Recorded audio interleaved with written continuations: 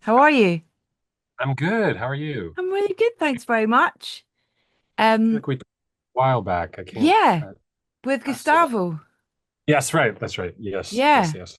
And then Yeah. kind of since then, I feel like every second film that I talk about, you've done the music for. It's been lovely. Oh my You've been gosh. busy. Well, you have as well. You're all over the place, and I love your show still. But I keep worrying you're gonna stop talking about film music because you're like with the Tom Never. Cruise world and everything and everything. It's amazing. Never. This is my pride. This is my pride and joy. Everything else facilitates this show. Oh, Absolutely. Yeah. Yeah, no, definitely. Yeah, it's my yeah, it's the thing I love doing the most because every show that's is nice. every conversation is so different and unique, and yeah, it's great. So such a gift. It's well, I mean, oh, I'm sure we could talk about it a different time, but I'm so interested in how you got into this in the first place and what you're and why because you obviously have such knowledge when you talk about it and everyone's got such a it feels so niche to most people outside of what we do, and obviously it matters so much to us, but for it to matter so much to someone like you is interesting to me.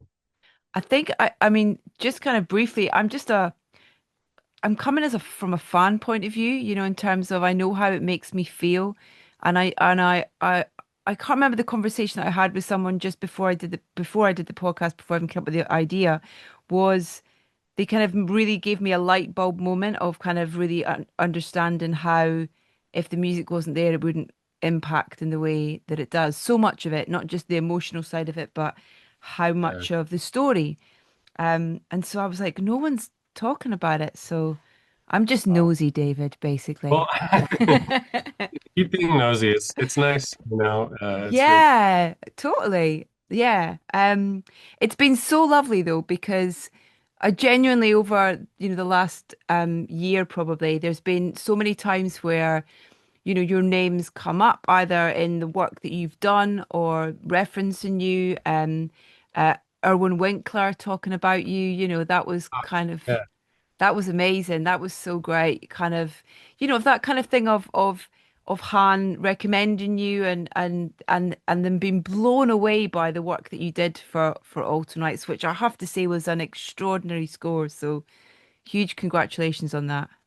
thank you. That's so nice of you to say. That was amazing. I mean, working with Irwin and Barry, it was like I said it was like being tied into all of a sudden into a Hollywood that got to experience because their stories. I mean, like there's the stories that you get working on some of these big films, but the stories of their era, and especially Irwin, who's produced so many amazing films, it's just like you're like why aren't the cameras rolling right now to capture what you're talking about? It's pretty incredible. So Yeah. um it was cool to tag along with that project, and yeah, and Hans so graciously recommended me to Barry, and we hit it off, and he was my strike buddy. Like during the strike, he was coming over. He couldn't go into the edit room to work. Yeah. They had taken down the edit room until the strike was over, and so it was kind of like he'd come over to talk music, and then at the end of the session, usually when you finish a meeting with the director, it's like you see you in a couple weeks. He's Yeah. like, "What are you doing tomorrow?" And I'm like, "Come back." So it was really great. Actually, it was a strange thing because I think had the strike not been there, we would have had to snap back into things and get the movie done very, very quickly. Yeah. But obviously, we wanted the strike to end so that the town could get back to work. But selfishly, I was enjoying this time of just collaborating one on one with the director, whose Yeah. focus was solely music instead of everywhere else. Yeah, that was fantastic. I'm glad you liked it.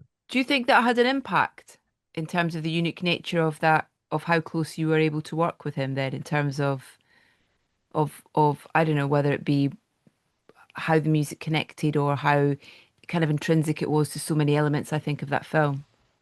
I think it did because story points that he was interested in that typically he might or one might handle in the editing room, Mm. because that wasn't, because he couldn't access that. He, we were forced to think of other ways to kind of, hey, this scene is feeling a little confusing, or this scene is feeling a little slow. What if we connected these two scenes? Maybe Mm. these are things you would do in the editing room, and because that wasn't available, it music became really important in ways that it usually isn't. Yeah. Um, really important to momentum and connecting long sequences and sort of creating montages that weren't necessarily montages to Mm. begin with. So maybe a couple scenes and said, well, one of the things that I've always loved about Hans, and something that he looks for is, how can we make this a longer story musically? Let's not be bitty about it, and how can we make you realize that you're not seeing a series of scenes, but you're watching a journey. Yeah. You're part of You're this. in it So almost in a way. it. So Yeah. and it was, and just being around Barry was fun because he was so steeped in also wanting to know about the music of that era, and he knew so much. And Gabe Hilfer, our amazing music supervisor, was trying to find needle drops, and Barry would say, what about this group and this group, and he was amazing in the encyclopedia. So yeah, and also just very funny, and lots of the stories are always what I remember Yeah. about the project. Yeah. I did a Zoom with him for it, and then I was in person with Erwin, and I was, it was proper pinch me moment. Do you know what I mean? Just in terms of like talking about, you know, Conti's Rocky score and stuff like that. Yes. It's like, oh Yeah. my God, this is like mental that I'm, yeah, it was so crazy. But his enthusiasm, I mean, considering he's what, in his 90s now, his enthusiasm is like, the energy of his enthusiasm is kind of, it's extraordinary. Yeah. He's like he's a real monument of the film industry. So I'm Talking glad I of got monuments of the film industry, hello, Superman. to. Right. Yes. Yeah. Um, oh man, it was so great. It was today actually. I was just getting a looking back on my chat with James, and I asked him this really sweet question. So, if he could, because obviously this is such a, it's his childhood, really. He's kind of, there's so much of him as a young kid embedded in how he wanted to tell the story. So I was like, okay, you get to don the cape. Which scene out of any Superman film do you want to be in, sort of thing? And he went, I just want to be flying up at the end of this film, holding my wife with the cape on because I've not seen her in ages because I've been so busy with the film. Oh, So yeah. cute. But I Yeah. had your music underneath it, that main theme, that kind of that opening, because that is, oh my God, what a way to start a film musically in terms of that, the build on that. And then as soon as you get that motif, it's you and John's version of it, however that worked, but that it just gets to your soul. It's amazing. Um, Yeah. yeah. I mean, let's not beat around the bush. It's John Williams. It's the most iconic superhero theme of all time. So one of the, it's kind of rare privilege of this project was being asked to use this kind of this gem of film music. Mm, This you know yes, I keep using the word iconic, but it's more than that, because I think it's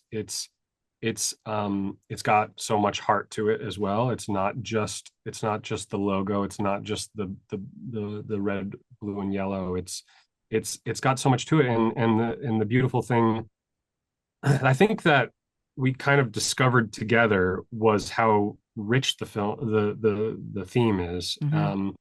And I say discovered because you know when you encounter it, it's of course this amazing piece of music. But James, he really wanted to use it. He knew there was something about the DNA of that theme that touched him so much when he saw the Richard Donner version, but he didn't want to use it straight up at the same time. He also knew that. Yeah. So what we ended up doing, and it wasn't sort of a decision right at the beginning. I think it was in steps. Was sort of breaking this DNA into different parts and kind of finding different keys to James's Superman throughout. Like when I came on the film, John Murphy had already done this really great electric guitar arrangement that happens at this very crucial part in the film, and they used it in the trailer, and it was there. Um, and then when I started using the opening, the da da da da da, as sort of a, obviously, yeah, use it right in the beginning, and it makes you feel like it's Superman. But also we were using it for action beats and things like that. But a little bit further in the process, there was this kind of through line that I noticed that we weren't kind of addressing musically, which was essentially Clark's purpose for being on the planet, his purpose for being on the Earth. And you see it, you hear it the first time when Mm. he's hearing his Kryptonian parents, the message that they left him, which is why he's there and is so crucial to his own identity. And then throughout the film, when that's revealed to not be what he thought it was, he kind of has to figure out his own purpose and where he, you know, why he has all this power. Yeah. Um, and and we were kind of, it was sort of being dealt with piecemeal in different scenes, and it wasn't kind of a through line, and we didn't feel like we had the right thing from the theme. And then I said to James, I said the part of John Williams' theme that always touched me is the ending, when it goes da da da, has this big Hmm. major uh, and these beautiful chords. And that's always, yeah, it's always the thing because the God. first, it's just a few notes, but it can get you, and I think it's kind of deceptive because you just think of it as the ending.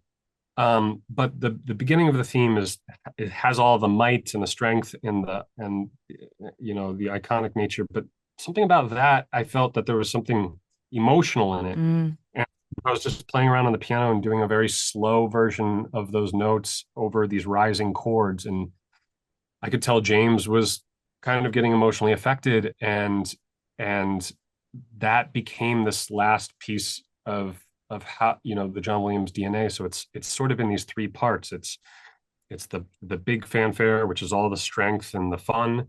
It's the dun dun dun dun dun dun dun, dun, which is like the essence of the character, and that's when he has giant big wins.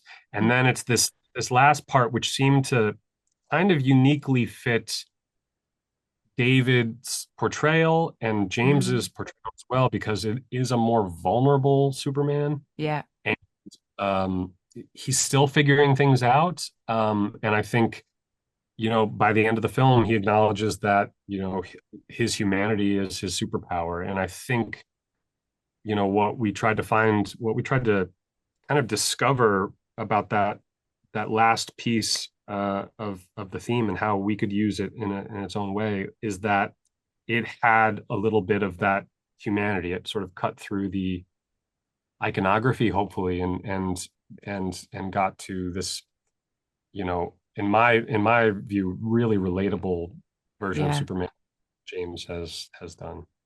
How does it feel kind of hearing that back, when an orchestra is playing it, when it's your interpretation and reversioning of, and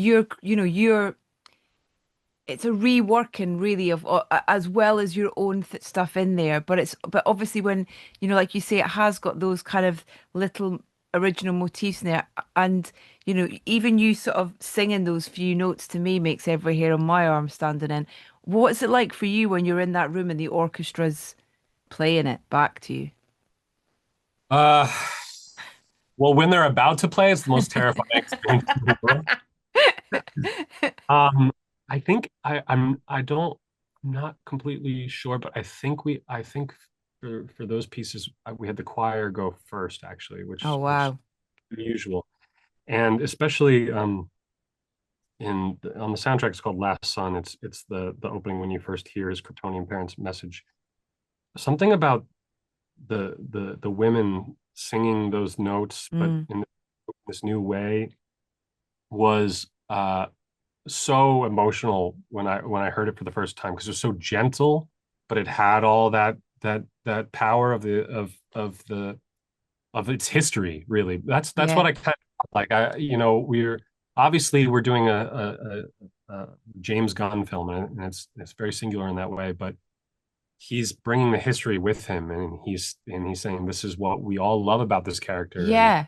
He's not and shying away from what's gone before. And that's so, because I think that so many people where they do, they're coming into something that has a pre-existing element or whatever it is, it's sometimes they can almost try and just kind of shut the door on it.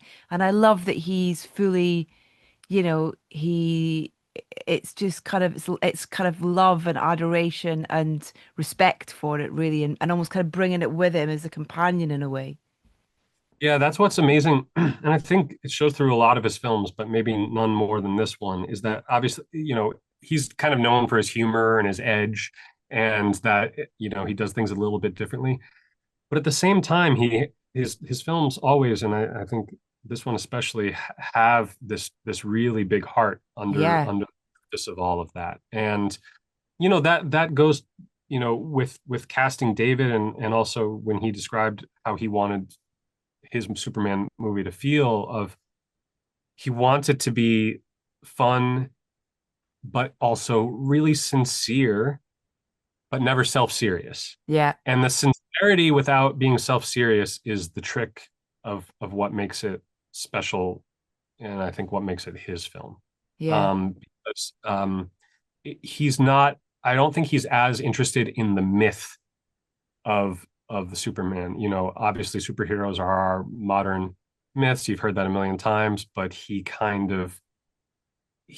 I'm not saying he rejects it, but he's more interested at the humanity of the yeah, characters. That goes with for all of his films, but yeah, it's tricky with Superman because the audience has so much personal connection to this character and different versions. Like for me, the comics were my way in. I remember the mm, Superman comics before I remember any of them films or the animated series or anything like that. And the comics version of Superman really comes across on the screen here, and that mm, was exciting to see. But people have different versions of him, and it's really tricky. I think the other key to what James did, and really smart thing is, over the past, I don't know, 10, 15 years, through all of these superhero movies, I feel more and more what's been in vogue is edgier, grittier, more realistic, to some extent darker.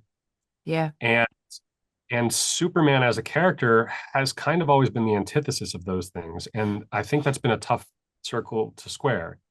And the way James presents, there's this whole thing in the film about Superman's optimism sort of being the new punk rock. yeah, It's interesting if you think about it, because him he as a character is kind of subversive now. Considering the mainstream of these comic book films tends towards the grittier stuff. It's really it's cool, and it's punk, and it's just to be honest, and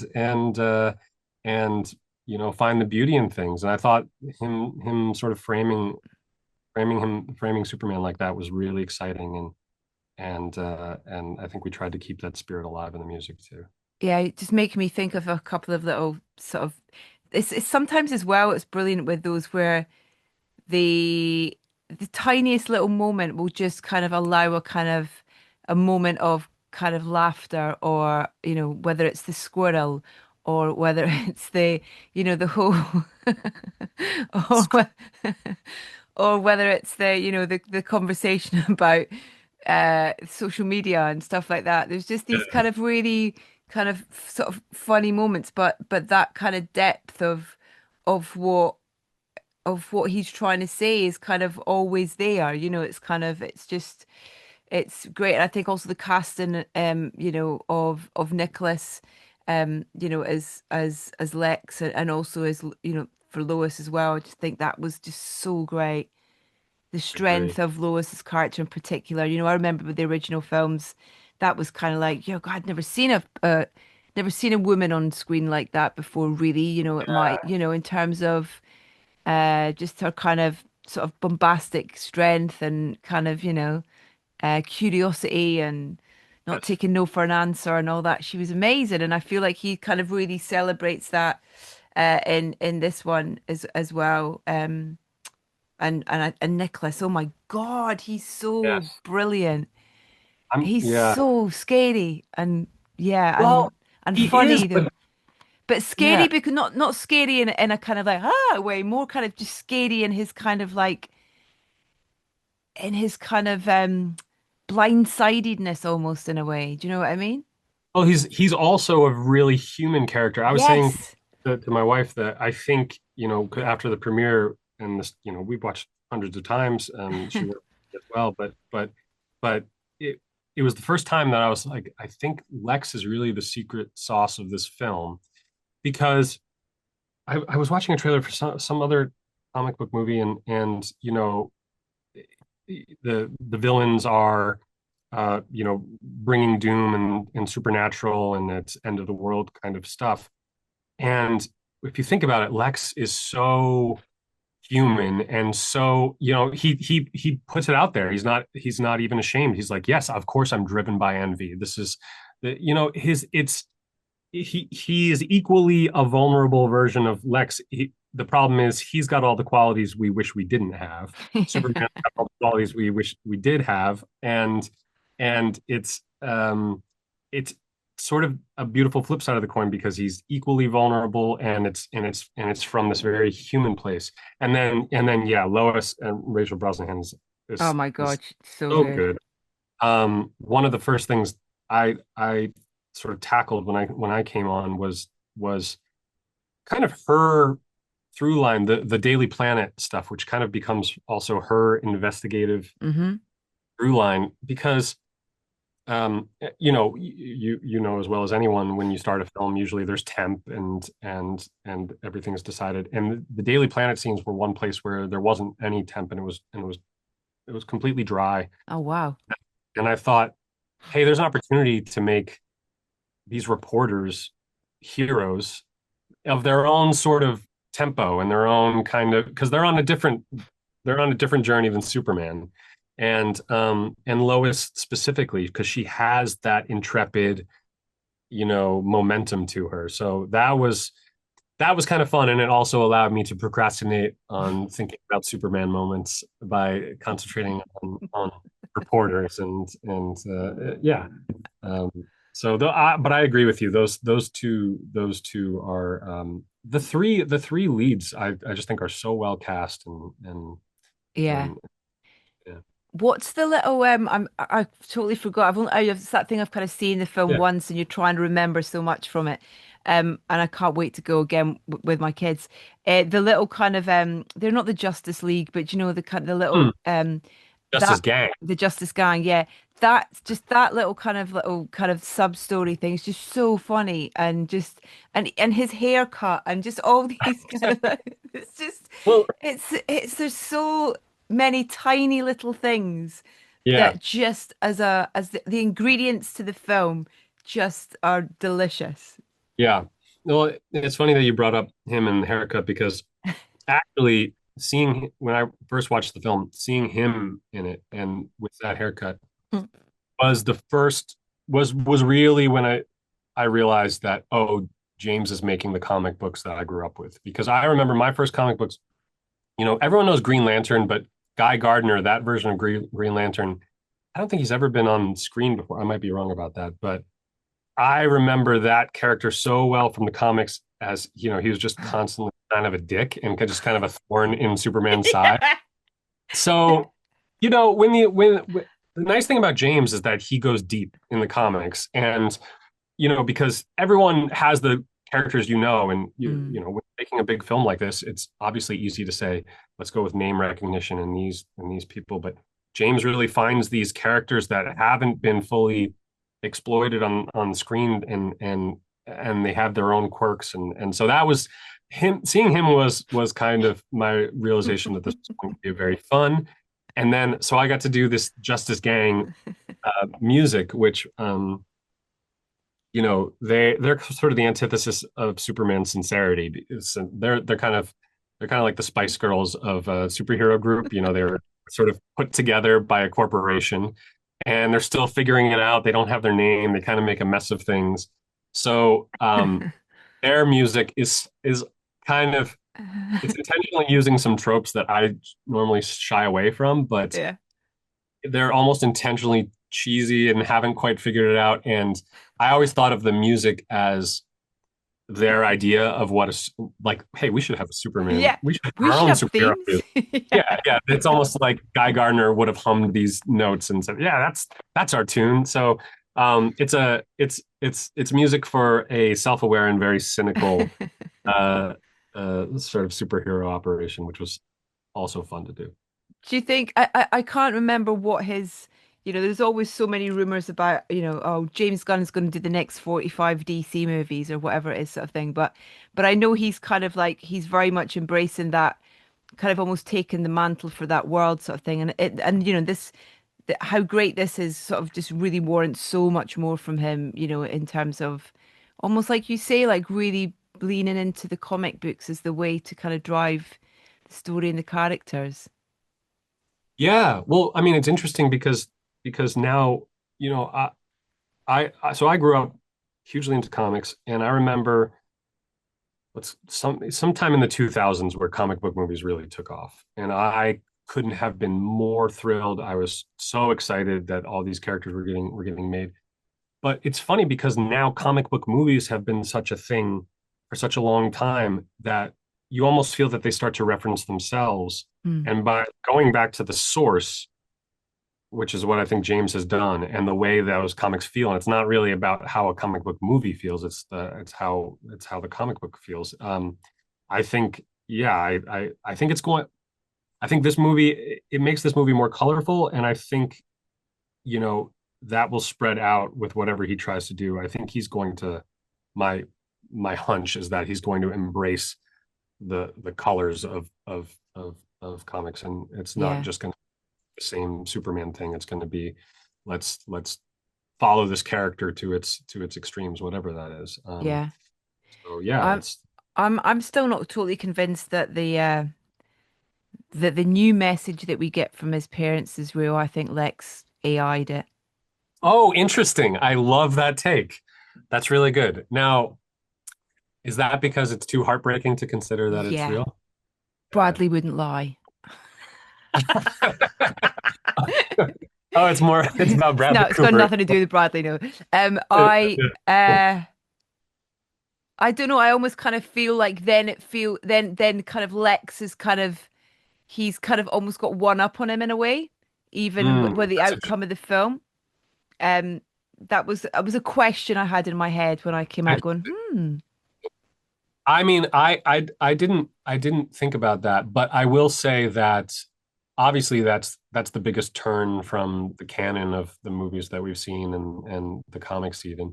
yeah, But I will say what it did for me is one when it happens at the movie and at the end of the movie when he embraces his humanity and specifically the very end when they yeah, bring up I like my wife cried the first time we saw that, and she's not a comic book movie person instinctually, and I get touched every time I watch it. So mm, I it was a big risk, honestly. The whole film now that it's come out and people are seeing it, I'm realizing the risk of doing something like that for James, but also you know just this character in general and doing this sincere take on the character mm, and uh you know it's it might seem easy because it's Superman and it's like yeah everyone loves Superman but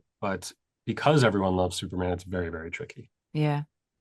I don't know if you saw that beautiful documentary that was made, the Christopher Reeves story. Oh yeah, Okay, amazing.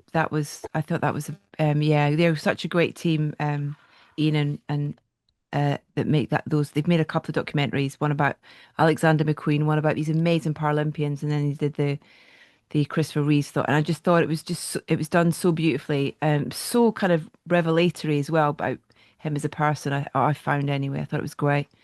Um, Yeah. Yeah, I remember speaking with Elon about that, and because I had done the Henson documentary and he'd done that one, and we sort of caught each other at the yeah, end when I was talking about it in the beginning of when he was talking about it, and it was interesting to see, similarly, like Christopher Reeve, such a it's this person similar to Jim Henson that everyone has this warm feeling in their heart when they see him and feel that they know him, even if they don't know everything yeah, about their life. So it was, yeah. And I think, strangely, I think it's not just about the Richard Donner version of Superman. It's also about the Christopher Reeve portrayal yeah. that I think I felt that. many people and I think James thought was thinking about that. I'm Yeah. sure. Idea Man. I wanted to mention talk about it briefly. I've been doing a little show on a kind of BBC digital station where we it's called Radio 3 Unwind, and it's and I do a show called Cinematic Soundtracks where we play film and TV music that is specifically got a kind of almost like a calmness about it, or it's just kind Oh, of. And so nice. I've been rinsing your score for the Jim Henson document. There's so much beautiful music in that as well, that it's kind of like, oh, it's been great to play that and kind of celebrate that. That's a great film, and again, the music is just so. It's so weird. This sounds really kind of weird to say, but it kind of feels a bit like I don't know if you knew him or if you met him at all, but it feels like that it's almost a bit like spiritual in terms of it's kind of it's got a bit of like his presence almost throughout the film. I certainly didn't meet him, but we talked about with we talked about that spiritual nature of him with Ron a lot, in that he had this sign, and I think Ron does a good job of capturing in the film too. Mm, It's that he's kind of this whirlwind of productivity on the top, and he's just going, and so much of Ron's film focuses on that. But he had this quiet, spiritual energy at the core of it. And in the film, you sort of you, you see him confront that a lot when someone close to him dies, and mm, that he did have this like Zen quality to him, mm. and but very playful. I don't know what it is, but I think it was certainly something we were searching for when we were doing the music of how that Ron wanted to search for how do we talk about this guy musically who was so soft spoken but was so loud in what he made, Yeah, and kind of try to make sense of that juxtaposition. But again, not hard to tap into the emotion because everything that Jim Henson made touched me, touched a million yeah. people. So yeah, that was an absolute pleasure to work on. And then you broke me with The Last of Us as well. My God. I'm sorry, we killed Joel. Yeah, yeah. Jeez. Took I me did. like a couple of weeks to be able to watch another episode. I've never gotten so, excuse me, I've never gotten so many angry text messages on a Monday morning. Why did you kill Joel? If you've not played And the game, come on. yeah, the people who played the game had this like sick voyeurism about it, that they knew it was coming. Their hearts had already been broken, so I think there was like this. They loved watching everyone else, catch up. Yeah. Oh, it But was brutal. It was yeah, yeah, brutal. yeah. I mean the show.